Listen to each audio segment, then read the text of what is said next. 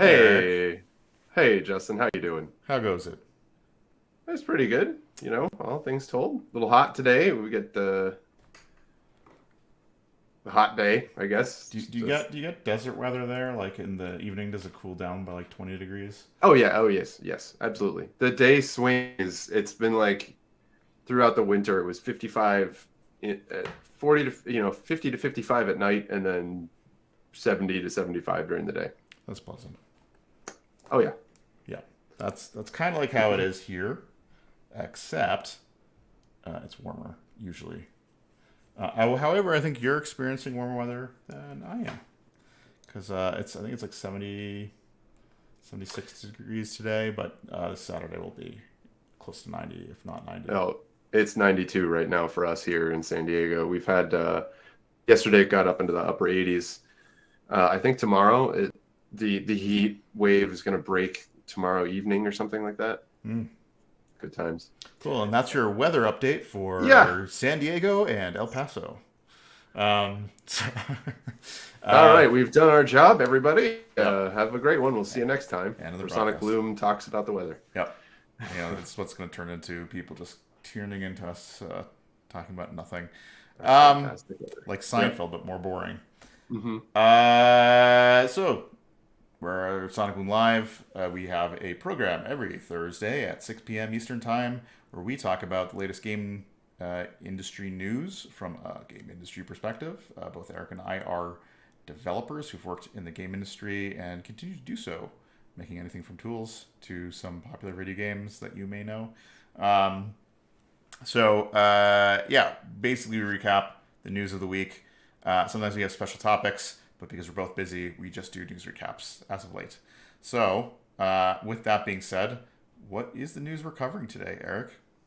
So just to go right through the headlines, we're going to talk about the updated information about from Sony execs about PlayStation Plus.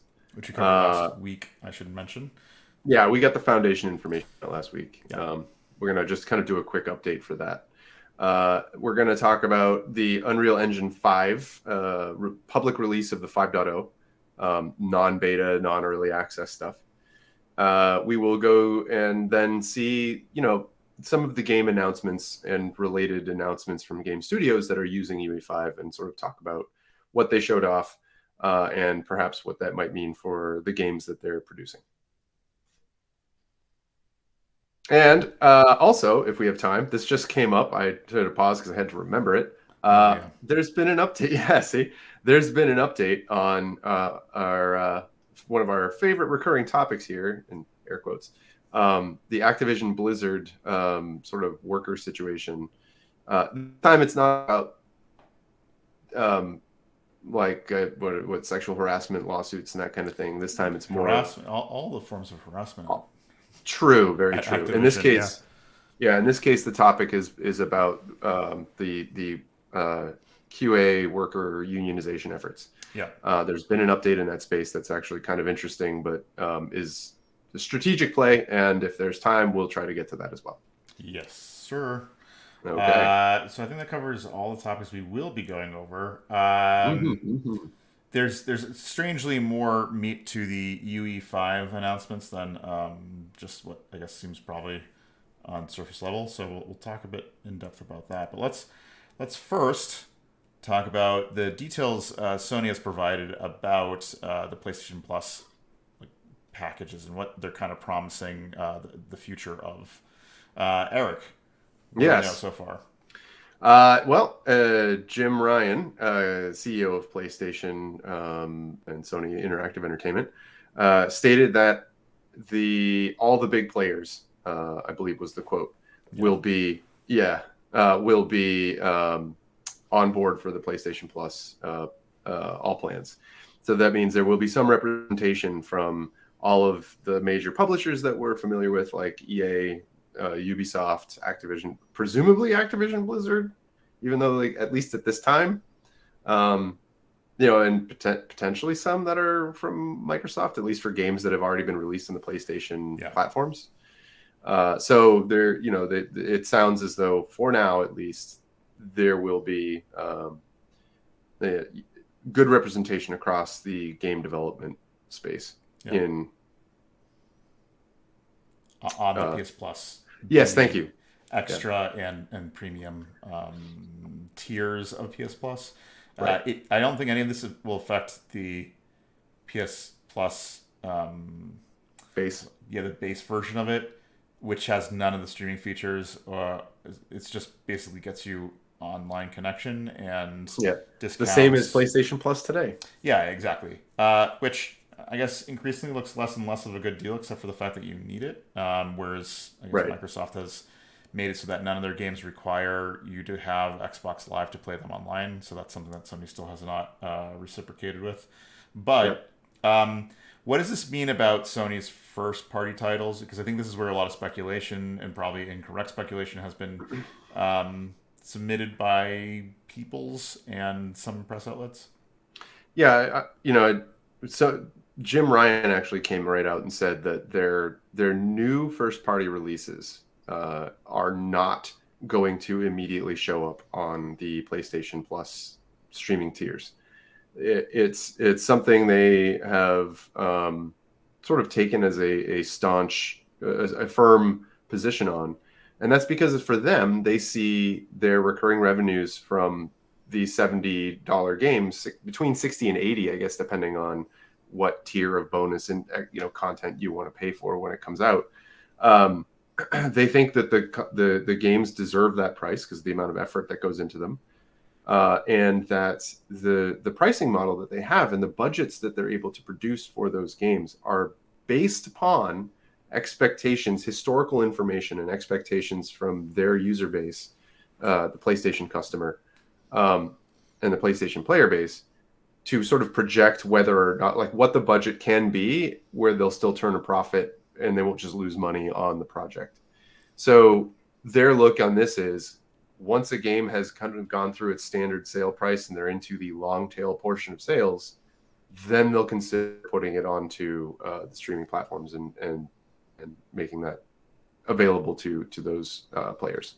Yeah, which I mean, they're not wrong about this. I think we talked about this Yeah. last week when we talked about the initial detailing of the PlayStation Plus tiers. But Yep. Microsoft benefits from the fact that Microsoft Windows and Office still produce a lot of money for them on an enterprise level, and they're able to eat those profits and put it into a service they think, they as a new revenue generation stream for them, and they're not wrong about that.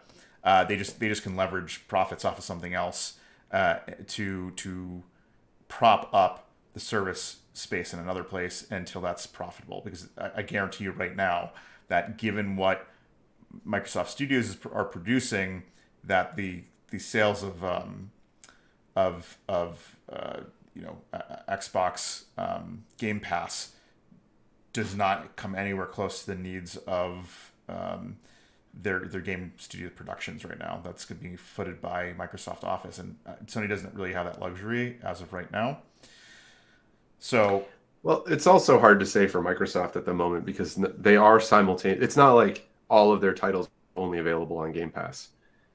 They'll also be available on digital store to download and own. They'll be available. Some of the titles will be available on other platforms. So, you'll but presumably buy like the whole through. thing is that it cannibalizes the It's sales. self-cannibalization. Right. Yeah.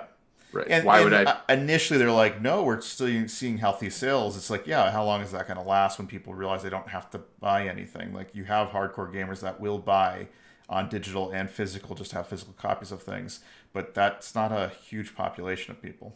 Well, I mean, Microsoft may be looking at this at the moment, right, and saying, hey, we're generally going to be, especially with their recent buyouts, they may be saying something like, okay, look at this from inside the company. We're not sure how long or whether the model is going to work out that is going to continue to entice the other big publishers like EA and whomever. We have to pay them big sums of money to make that work. Now that we've bought all of our own studios, we're sort of becoming like Netflix when they started making their own content, and they'll be able to flood Game Pass with all this stuff. Users might still say, even just for all of the content that Microsoft has in their store, I'm happy to pay $15 a month or whatever it is, right? That ends up being $180 a year. That's the equivalent of two to three full price titles, for, depending on what, tier of content you go for a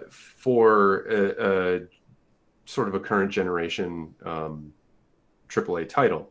Now, how many of those players who sign up and start paying that $15 a month fee would be otherwise people who would buy all of the top tier, like day one cost games, instead of waiting for them to come down $30-$40 in price and get them at half off or on sales.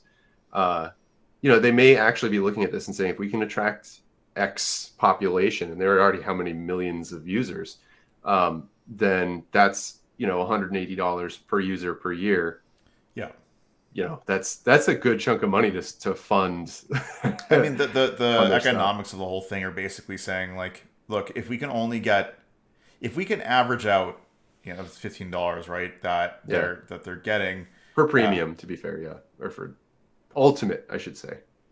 Which includes the streaming packages, but basically, if they can get $180 per person versus a fluctuating amount per person, like, that they're going to take the loss on, like, maybe the top 10% gamers who buy an excessive amount of games per year, and they lose out on those revenues possibly, in which, they get only $180 from them, opposed to, I don't know, $500 in a given year. But the vast majority of gamers don't have that voracious of an appetite, and probably maybe purchase 2 to 3 games per year. $180 guarantees that they're getting that money every year. So they're like, well, we can just produce the content based off of that. And it's also what Sony's looking at as well. It's not that they're not. I think they just can't, until their streaming services prove out that there is a business there, that the free content makes it worth it, if they can transition as many people as they can onto that, or there's a larger audience than they think there is, then I don't think you're going to see any of those first day releases. But what I think you will see is them, as they hinted at with this Jim Ryan's quote, is that, like EA Play is likely to make its way onto there in the same way that they have it for Game Pass, and I'd imagine that we get a revolving door of either early release or day one release for indie titles and whatnot that they're willing to pay for, as well as not the major titles, or they'll pay a lot to have a day one exclusive where, I don't know, Jedi Fallen Order 2 is like a PlayStation Plus extra and premium day one release, and they secure that away from Microsoft, like that sort of thing that I can imagine being like these strategic things that they tried to build up the subscription base on PlayStation Plus. So I think it's just like what you're seeing is like two different approaches to the way each company is approaching it. Microsoft's we'll take the loss and we'll make it as lucrative an incentives package for people to subscribe for Game Pass, and we'll take the loss on that. And Sony's going, we will not do it that way. We'll grow more organically the PlayStation Plus subscriber base, and if we get to the point where, I don't know, there's probably a tipping point at some point where they go, day one releases make sense, we'll see that in the future. So I don't know, we'll see. I'm not like the most keen on these sort of things. Like I am one of those people that are like, I'd rather buy like 2 to 3 games a year than buy an $180 package and stream whatever I want, but be distracted by the amount of content that's there. You can. Well, I don't know if there are such deals with Xbox Live. Sorry, back that out. With Game Pass Ultimate, where you can get a year's subscription on that for half off or whatever through third-party resellers of like the cards. But you can do that with PlayStation Plus. At least historically, you could. Yeah. And get deals on like Target and Best Buy. Occasionally do like PlayStation 25% off PlayStation points card or whatever, which effectively gives you a 25% discount on anything in the store. Right? Yeah. So, and honestly, I'm like a PlayStation Plus subscriber, not because I would normally do it, because like the handful of free games per year are not really valuable to me. it's because I have to use it to play online with friends and whatever else. So yeah, it's the same for me.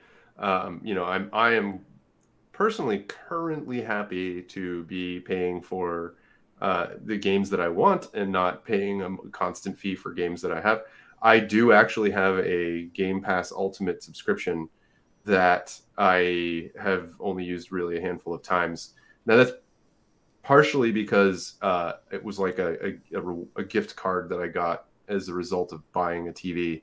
And it was like, comes with a Microsoft card, whatever, you can use it for Game Pass Ultimate. And I was like, all right, cool. So, so that's what I'm doing. And once that's out, I'm not sure if I'm going to continue with the service. Maybe if I start playing more on that, when it comes time to, by the time that the free period is up. But, I don't know. We'll see. It's it's an interesting space, and it's kind of cool to see that there are options right now. Of course, totally different games on each platform. But I should also note too that Sony's strategic purchasing of Bungie. That's a good point. Their investment in Jade Raymond's company. Haven Studio, which is known to be working on some sort of massive multiplayer game. And then there's also known that there's the Last of Us multiplayer. Them being free to play, but only on their premium or whatever services, is another incentive that they can add. So, you may have to pay to play Destiny on Game Pass, but it's free to play on PlayStation's PlayStation Plus, extra service. So they are creating incentives without having to do first-party titles that are like, the narrative adventures that basically have a short shelf life because you play through them and then they're done.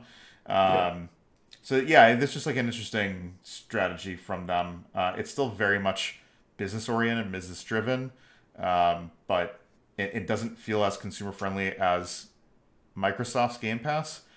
But it should be noted that unless Game Pass hits a critical amount, it's not going to be as friendly as it is now when they're trying to drive sales to it. Like at some point, prices will go up. There's going to be some changes to the way the incentive structure, in the same way that like Netflix went from being like a great deal to like they increasing the price by like $3 every year, and then suddenly it's less than that. It's been like every 6 months or something recently. Yeah. So these things they have. They're not like Game Pass is 100% a great deal right now. It's just I can't imagine Microsoft being able to maintain this for like years on end without either having massive amounts of usership or them having to change the incentive structures in the future so that they can actually pay for the productions, or you just get lesser productions from all the studios that they owned. Which I'm not sure if that's a great trade-off either. So. Anyways, all right, let's move on to Unreal 5. I'll preface it by saying I think it was April 6th. Unreal Engine made, Epic made Unreal Engine 5 version 1 publicly available, and they had this whole State of Unreal celebration, I guess. They had a keynote. They talked about the advances that Unreal had made in terms of like visual fidelity, and a lot of the stuff comes from workflows that come out of them doing their like cinematic work stuff for the movie industry that is crossing over to games, and stuff that's happening in games is reciprocating back to the cinema space. But there's this kind of mutual development that's happening there, and a lot of that stuff's made its way into UE5 game engine. So yesterday they had a bunch of news come out. They lauded their achievements as a engine and as accomplishments in their graphics processing, and they also trotted out some game announcements from publishers and studios that have opted to use UE5. I think the only big news that came out of that wasn't previously known outside of game announcements was they showed off this thing called the Lyra, which it's a foundational. Lyra demo. Yeah. Yeah. Well, yeah, Lyra demo, but it's a sandbox tool for people to develop competitive online games. It has all the networking structure there, end to end, and it has a building tool that has all the bells and whistles that you can expect from Nanite and their I don't think it actually invokes Nanite at all in the game engine. I don't know if any of the assets they use are actually Nanite quality, like Nanite tier stuff. They showed it. Are you talking about the column that they used in their presentation? The high quality. Yeah, they're high. They didn't. They said that was available in their asset system. I'm not sure. I didn't. And I think that's in the Quixel. It might be in the Quixel scans library, but Yeah. I'm pretty sure that Quixel, because it existed prior to Nanite, they have versions of it that are like optimized for runtime that don't require Nanite engine to run. Fair enough. And they had the I'm blanking on the name of the volumetric lighting system that was on display. Lumen. Lumen. They showed the Lumen lighting system on display. That was really cool. Yeah. Yeah. And then they also showed stuff like procedural. Oh, I forgot the name of this thing too. Yeah, basically they showed like a building block. They're like, hey, look, you can do this. Oh, and yeah. Procedurally update the UV, and then when you're ready to cast it as an actual product in the game, you bake the UV and it's set. But and basically the shader system on it will update based off of how the geometry is updated in real time in the engine, and then when you're ready to play it as a game, you bake that out and that's set. Yeah, it's actually something that they're I don't know if it's specifically built. I think what you're talking about, the feature that you're talking about, is a really powerful tool for prototyping. I think it's available in their sort of plugins system or in the marketplace. It's just a thing you can add to a UE5 project. Mm-hmm. This is for any developer who's potentially watching this and anyone who's interested in game development. There's a product that has existed in the Unity game engine for quite a while called Pro Builder, and basically all of the features that they showed off were things that Pro Builder's been doing for years now, including the thing with the stairs being like, okay, we're gonna just stretch this out and the stairs fill up. They've had that type of tool for a while, but this is the first time. Doing geometry math for free. Yeah, and the really cool thing about the UE4 side is that the UE5 implementation that they showed off is that once you have the prototype mesh into the position and the shape that you want it, you can literally just say like convert to static mesh, which is their internal format, that it gets theoretically baked into their optimized meshes for their rendering. And it just becomes a standard asset. And you can switch back and forth between those two. And the reason why this is good is for like the typical type of prototyping you do as a game. You do these things called gray box prototyping, where you basically flat shader everything because it makes things easier. Just like throw on a color, it'll react to light, but there's no special, I guess, like mapping systems on it. It's just flat light, no specularity or anything like that.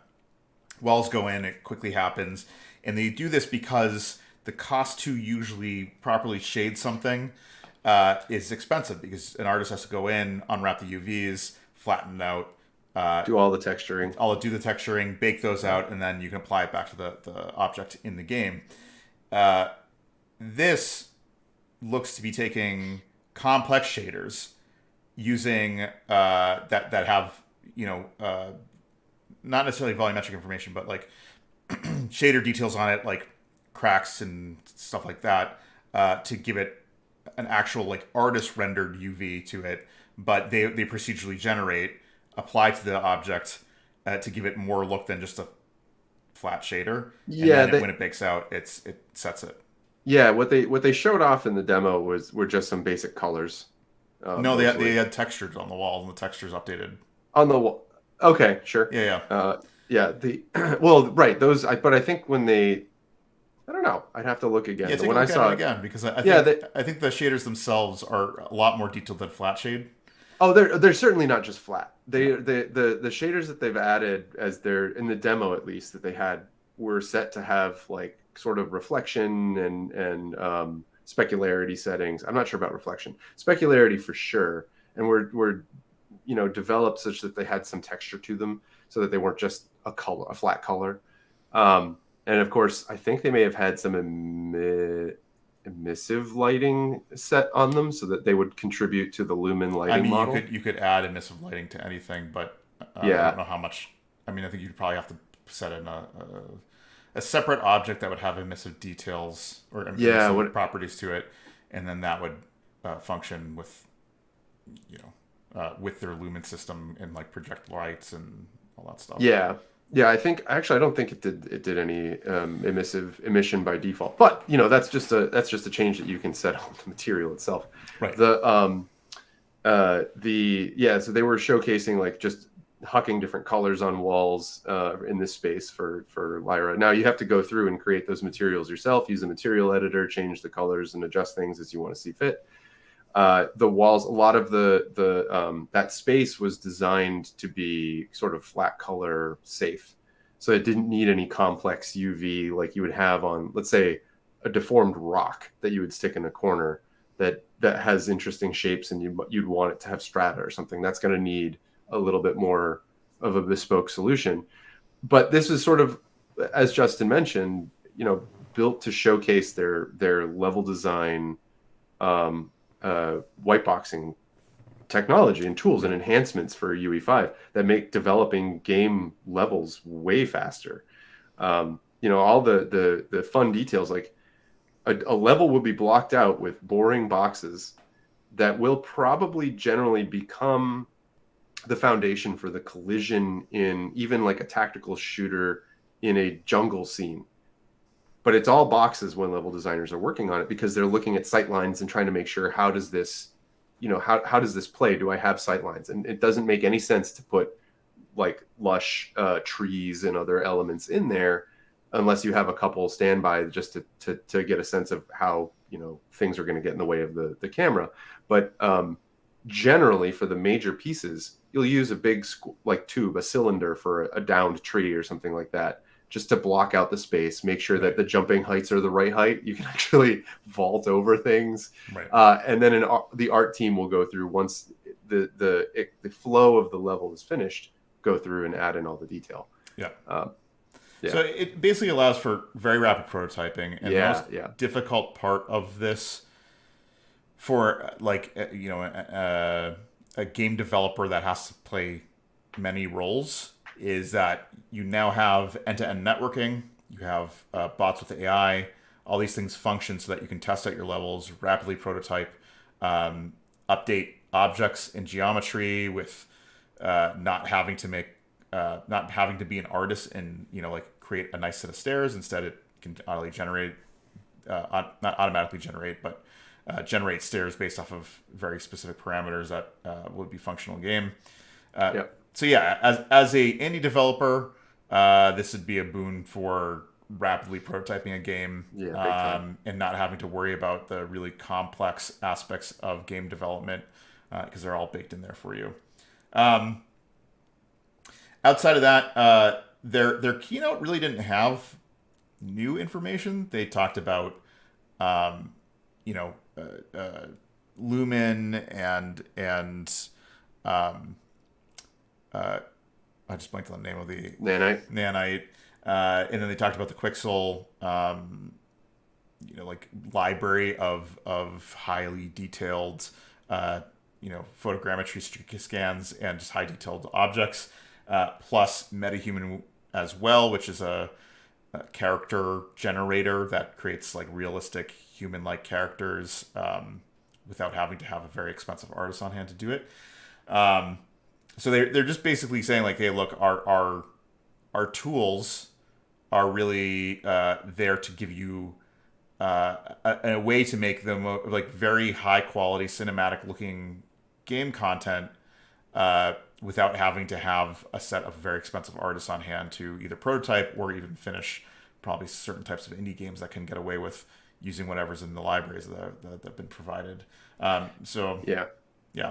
I will say that this applies to you as a developer.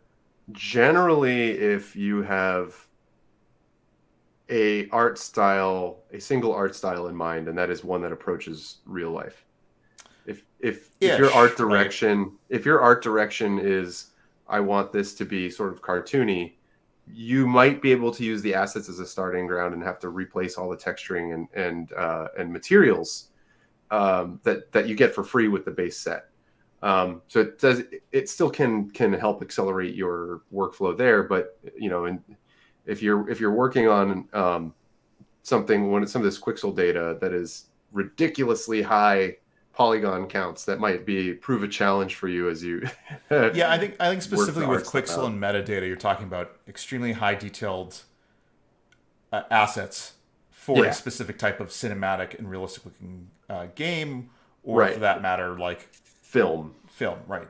Yeah, And that's kind of why they're there in the first place. Like these things kind yeah, of get hatched out of the film space, anyways. Like if you've seen behind the scenes of like the Mandalorian, that's yeah, all Unreal based, and that's generating real time lighting, real time environment around that are projected onto like a almost 3D, uh, well not 3D, but I guess almost 360 view of the visual stage, so people can act within a scene. Lighting is already set, so when the visual effects artists have to go in, they have uh, lighting information to work from. They have uh, like basic 3D assets that are already set in place that they can render out at a much higher resolution. So all that stuff like streamlines the creative process for filmmakers. And this is what we're seeing from that is trickling back in the form of Nanite and Lumen and the Quixel scan database that is now being made available to game developers,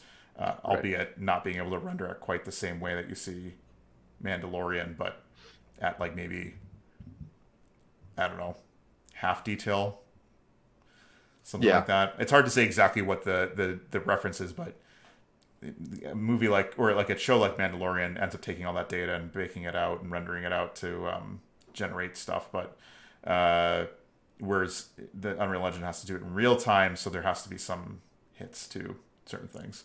But yeah. anyways, Yeah, I mean, just to sort of cap that out, we Quixel, sort of their initial target platform or target audience was was cinema and film. So it makes sense that that would sort of be they're shooting for the realistic case because it can allow people to do lots of interesting things and reduce costs if they can do a lot of work on a green screen and not have to take an entire film crew to some exotic location.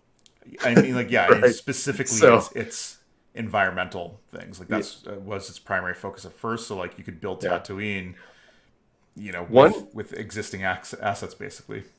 Yeah, one related thing I actually do want to try out on my own at some point. I haven't done it yet, but that is they announced a mobile app that sort of goes along with this whole system, where they've condensed all of their tools for Quixel into the mobile app that allow you to basically walk around some physical object that you have, and it will slowly build up a high resolution model as it uses your mobile devices LiDAR where it's available, and otherwise any sort of depth information that the cameras Right. can perceive to build this 3D model. I'm not sure if I think it looks like it will also sort of handle the texturing for you and everything. Yeah, it Haven't played with it, usually so uses don't know the quality. some amount of backend calculations to build it over time. But yeah, Yeah, yeah, and they showed in the video someone using it to get a chair into a game and then or into a virtual space, and it looked pretty good. What I was curious about was how does the lighting model work if you have a bright light on one side and it's self shadowed because reality is automatically self shadowed. How does it handle those? Does it do it? Is it a special system where you have to go in with lights and make sure that it also? I don't know. yeah, There's a lot of questions there, but we'll see. It's definitely a cool thing for sort of being able to take something that you have on your desk and say, like, this is going to be good for block, not necessarily a final asset, uh, because if you just scan something from real life that is probably has like some copyright on it from some company that originally built it. You may not be able to use it in a game, but you could definitely use it to block out a level pretty quickly, which is cool. Yeah, yeah, or like filled Yeah, with assets that needs an artist pass on it. yeah, background stuff that really, Yeah. where it starts you it gets you moving quickly. Um, So, okay, so the next set of news has to do with the series of announcements that were made during this. The hmm first, I think, is one of the most important, and that's the coalition. Uh, Basically, had announced that they've moved all their development to UE5. This is significant because the coalition is uh, the developers of Gears of War. They've always worked on the Unreal Engine, especially when they took it over from Epic originally, because Epic, I think, did Gears 1 through 3, and then the Coalition picked up at Gears 4 moving forward. So they have a pretty close relationship with Epic one way or another. So them moving to UE5 and making what is likely an Xbox Series X exclusive is pretty interesting. They also showed off some demos, which I think. Did you see those, Eric? which ones are you talking about? I watched a bunch, but they've dumped a lot of stuff Oh over the yeah. last day. Well, so they dumped a demo that was like a guy who had been built with the Yes, yeah the coalition sort of what we used. We took some of the metahuman model and like the eye shader and everything, and kind of merged it with our own tech to produce this video. Is that the one?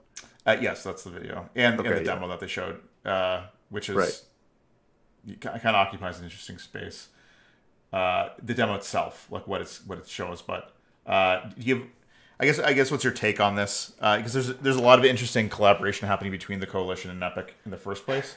It's probably worth Yeah, I talking mean, about. yeah, it is a little bit. I think because I know that I watched some indie developers sort of when MetaHumans came out and became free to play with. One indie developer who we've actually interviewed in the past, I believe it was Ichiro, went ahead and downloaded it and started noodling around with what could be done and was very quick to create some interesting like human characters. They definitely are in that firmly, at least when done by somebody who is not specifically an artist, can definitely live squarely in uncanny valley territory. But they are still, at a distance at least in a game would probably be convincing enough in a virtual space. Um, and what's interesting to hear with this is that they didn't just say, "Oh yeah, we threw out our entire model and system," but we integrated, we took aspects of what the MetaHuman system built and allowed us to build, and worked it into our workflow. So, based on their high level description, which is all we have to go on right now, it sounds as though they sort of built some metahumans, and took pieces of those metahumans once they were baked out, or exported in some way, and applied them, sort of mixed them into this demo that they'd been building. I'm sure what's really nice about this is it sort of, as an early use case, gave almost guaranteed gave Epic some feedback on places where this process could be improved, or we wanted to use the rig for the metahuman model, but it has way too many pieces to it that are impossible to adapt to our thing. Is there any way we can like have a core rig that, and a rig, for anyone who doesn't know, is just a series of bone definitions that drive where polygons are attached. So you And move a bone, control, yeah. yeah, it moves the mesh. So, and these are very important for aspects of games, and generally have name requirements and whatever in order to work. So, almost guaranteed as part of this, the coalition worked with the MetaHuman team and Epic to say, how can we make this more smooth? Like, we're able to very specifically rip things out and do bespoke solutions for this one character. But that first time that you ever do something like that always takes more time than you want, Yeah. because there's a lot of devils in those details. And what they're trying, my guess is that by going through that, and what Epic was trying to highlight is that A, it's possible, and B, they now have worked with someone who's actually produced something to work out and squash some of those devils, get rid of some of those detailed issues. So like that to me is like a workflow win for developers, presumably. Yeah, and I think it's the central theme of sort of the Unreal state, or the Yeah. state of Unreal Day, which is we're bringing on actual developers Mm-hmm. that will inform the future of the Unreal Engine, notably because even though Epic is a game company, their games are not quite as extensive as they used to be. Their main focus is Fortnite, and Fortnite only pushes the Unreal Engine in certain ways that is not applicable to all types of games. So Right. having the coalition come in and being like, we're making a highly cinematic uh, experience that's going to be working on whatever Xbox Series, and we need to be able to build to this low spec platform, the Xbox Series S, and the higher spec Yeah. platform, Xbox Series X plus PC. So they're going to be dumping tons of feedback to Unreal or Epic to improve the Unreal system, and this is something that's very necessary if the Unreal Engine is to be adapted for more game developers in the future, and that you can be certain that that's where Epic is kind of aiming their guns right now. Is they want to have this sort of development of top tier studios from across the board. Yeah, and giving them feedback. One of the things I will mention here is that as cool as Lyra is, and it does showcase a lot of their new technology and showcases some of the And new rapid prototyping mostly. Yeah. yeah, the rapid prototyping projects. It is to me as a developer sort of a bummer that they went with another first person shooter. Like, let's track through the history of Unreal. We go the Unreal Game Engine, which I just gave away the lead, right? Like, Yeah. it's a first person shooter engine. It was built originally to drive the game Unreal, and then Unreal 2, and then Unreal Tournament, and all those things. Like, the game engine at its core for quite a while had lots of assumptions that you were creating a first person title, one that had like weapons and a HUD. And it was basically like, okay, if you're making a game like Unreal, then the engine is phenomenal. If you try to get it to do anything that's like third person or top down or whatever, you're going to be fighting with the systems. In Unreal Engine 3 partially, and definitely in 4, they made huge advancements into making the game more generic and apply to more game types. Their Unreal Engine 4 starter set of data or of game examples includes things like a Flappy Bird 2D clone, Yeah. and other types of games. What's a sort of a bummer with the UE5 release is that they said like, okay, we have verified that this game engine is solid because we launched our most recent release of Fortnite on it, and we also have this demo that we built, which is basically a dumbed down version of Fortnite. So they have like 2 examples of the same type of game, and one of them is more of a teaching platform, to be sure. But it would almost be cool if they had just turned that into a third person cart demo, where let me say this. Actually, both of them are Fortnite and Lyra are third person shooters. Rather than first person. Yeah, what it says this is like the foundation of what UE4 is, and UE4 being an engine that is built and applies to like medium studio development as well as large AAA. Yeah, those bones are still there. It's not like UE5 suddenly not able to do that. Yes. I think it's specifically with the inclusion of Lumen and the quick scans and all this other stuff that they need more than anything else right now is AAA development to push on those things, because they believe it to be a real game changer in terms of the visual quality of games. And that means that these are games that will only run, as of right now at least, on the newest generation of consoles and PCs in the future, and not necessarily the latest tablet hardware or cell phone hardware. They did. I think they did mention that the core technology, at least, who knows what fidelity and what frame rate, but it does run.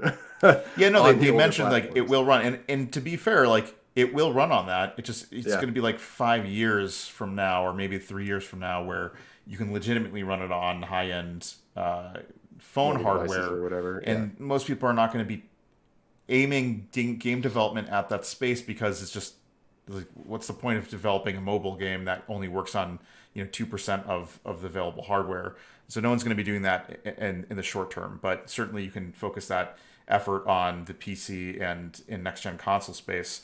And that means that you're really only talking to AAA game development and not indie, because indie has a tendency to put it on as many platforms as possible, and that includes mobile, current gen, last gen, PC, Mac, and name it. So that's where they need to push these new technologies is only going to be in the AAA space for now, and probably the timeline on that is going to be like in 3 to 5 years, where you're going to see it rolling out more successfully on mobile and like tablets and stuff that's in a more broad consumer base. Yep. So yeah, go ahead. Yeah, my next question was going to be what else came out? We've kind of talked about the Coalition. Presumably, they're going to be working on a next Gears game or something. But Yeah, we I don't think have we any know that they're confirmation. working on a next Gears game. Yep. But now we know that next Gears game is going to be on UE5. Right. And all How about any other? What's the next kind of? Yeah, the studio next one, related? which actually is a bit of joy, is Crystal Dynamics. Mhm. Announced they are working on a new Tomb Raider. Not that that's particularly surprising. The good news is that coming out of Marvel's Avengers, which was largely a flop, they have life after that, which is Right. good. Yeah, Did not end the studio. yeah, which I think it had a real Taking threat a lot of doing. risk with huge projects. Yeah. Yeah. So, anything notable about this? Any details you want to go? I mean, because there's not a whole lot of details on what they announced, but they're just Yeah, I think it was mostly that they just were saying that like they're hiring. I think they may have mentioned. I don't know. they certainly posted enough jobs to make it clear Right. that they're ramping up production on something. Yeah, and they I think what they did, they sort of just said like they did this the standard, we're excited to use the new technologies as available in UE5. But that they are going to be using the Unreal Engine 5 to build the next Tomb Raider game, which Yeah. given the art direction of the previous games makes a lot of sense.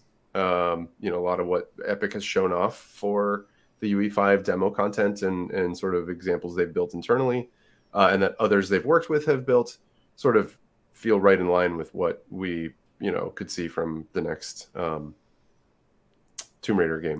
Yeah, but what's actually kind of funny is that I think the first demo we saw from UE5 was the PlayStation one, where it showed Yes. the one that could fly over all these ancient ruins. Right. And you could Yep. look at that and you go, hey, that looks very Tomb Raider like. Yeah. But over the past year, they've trotted out other small demos that look representative of other games. And the funny part is that they had CDPR come out and talk about them working on a game. Right. And they're like, yeah, we looked at this demo and it looked like just like something that we would have created for the next The Witcher. And and sure enough, we're talking to them.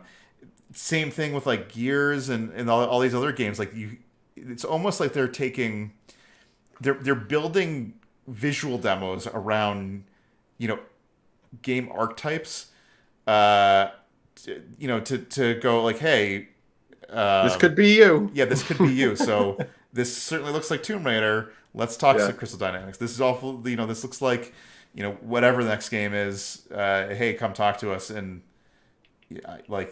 I mean, the other actually interesting aspect of this too is they traded they showed this billboard of like all the studios that are working with Unreal in some sort of cooperative manner.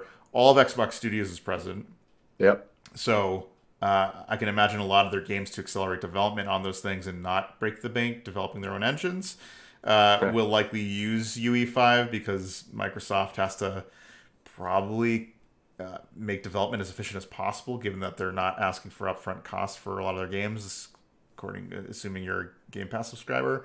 Right. So there's that. So you can imagine that, we have the only studio that we know uses their own engine as of right now, at least, is Bethesda, and they're well into making their engine for the next. There's the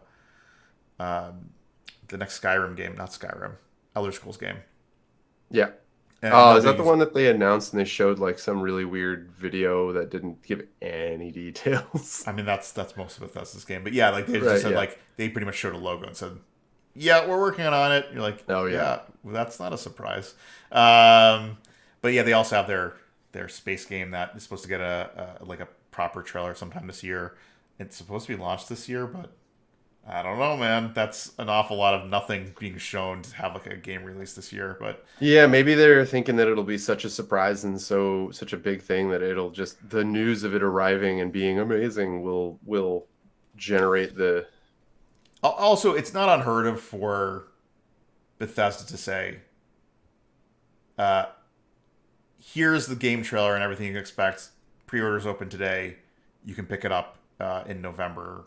The same year that they shot it out." So it wouldn't be surprising that they would have the game ready. And the reason why we're not seeing anything is because basically they're ready to do like a comprehensive breakdown E3 timeframe ish, even though there's no E3 this year. So yeah. So I guess there's a lot of support behind it. These strategic partnerships are very, very important, as we said, to the development of Unreal as an engine. There was one other announcement that was a little bit out of the blue. Do you want to go over that one, Eric? Yeah, I don't know this one quite as well, but the Fire Sprite studio, which is a Sony studio, Recently, announced. too. Yeah. I think they're just purchased, right? Yeah, as of late last year, they're like, I think September last year, that they were like, by the way, Yeah, been purchased. Yeah, they're working on a UE5 based horror game. Yeah, and they're also working on Horizon. What is it? Call of the Mountains. The VR. Yeah, the VR. The VR. The PSVR 2 game. Yes. Horizon, the Big Mountain, something like that. Call of the Mountain is. Yeah.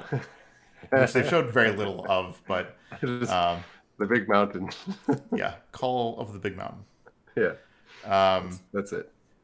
But yeah, so recently acquired. They're working on a horror narrative game that was known before this, but then they're like, hey, it's using UE5. If that's the case, I still imagine that it's probably quite a ways off, and their primary focus right now is on VR, and that game can be expected in like 2-3 years. But yeah, it's just like another one of those interesting detail points. I did keep a note here that was like, by the way, Sony has invested $250 million in Epic circa a year ago, which gave them a 1.4% stakeholder share in Epic. So it's not that surprising that they're going to build with UE5. I mean, it's Sony is, guessing here, but Sony is seeing that of the AAA and sort of best looking titles that are developed. Well, let me back out. In order for amazing looking titles to grace their platforms, developers need tools that are amazing and enable amazing things. And Epic has shown that they are very into kind of pushing the envelope when it comes to that type of tooling. And it's not to say that Unity isn't also trying to enhance that space, but they're taking a different certainly tack. are, because they made a big push during GDC this year. Yeah, to show yeah, that. right. And they are, but they're taking a very different tack. They don't really have a competitor to Nanite, which gets all the oohs and ahs and is sort of a whole new way to render geometry. But Sony seeing this and say, like, my guess here is that Sony looks at it and says, like, look, if we can,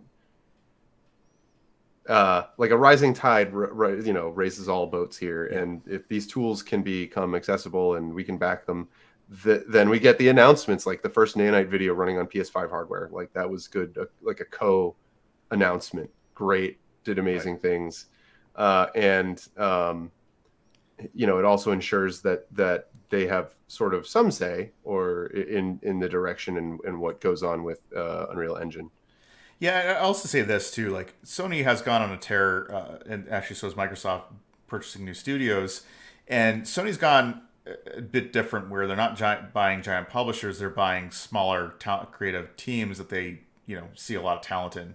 But those small creative teams aren't going to be building their bespoke engines, nor are they going to be going to like Sony Santa Monica and being graced with like, here's a version of God of War that you can just start building off of. Like that's not what's going to happen. It's not easy for a team to go ahead and do that. So them, investing in something like UE5 for a small team like Firesprite to develop their next gen game is actually like a good strategic matching, which is like here's an engine that's built for high quality cinematic games. Now let's pair it with Sony's resources of like their mocap studios, their like sort of like special teams that handle narratives and storytelling and all that stuff.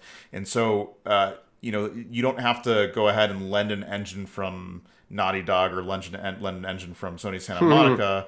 You have an engine, and what you're lending from the Sony's like special task force are their motion capture, narrative design, game design, those aspects from their teams, and in helping Firesprite build a AAA title on tools that are most appropriate for a small team that doesn't have the pedigree of 10 titles and developing their own engine.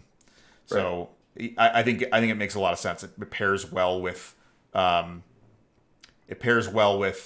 their sort of aim with these small studios and getting them to develop something that looks great. And it should be noted too that Returnal is an Unreal game as well. And so you kind of see that mentality at play there, saying, okay, we have Housemarque, which is a fairly small development team who typically dwells in arcade game-esque space. We're going to give them top tier tools and top tier resources to build something that fits within their scope. And here now we have something working for them. Right. So, all right. Anything else? Do we want to go over the Activision? Or are we just going to punt it to next week?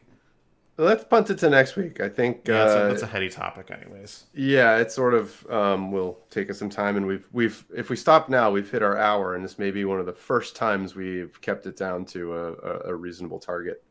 Yep.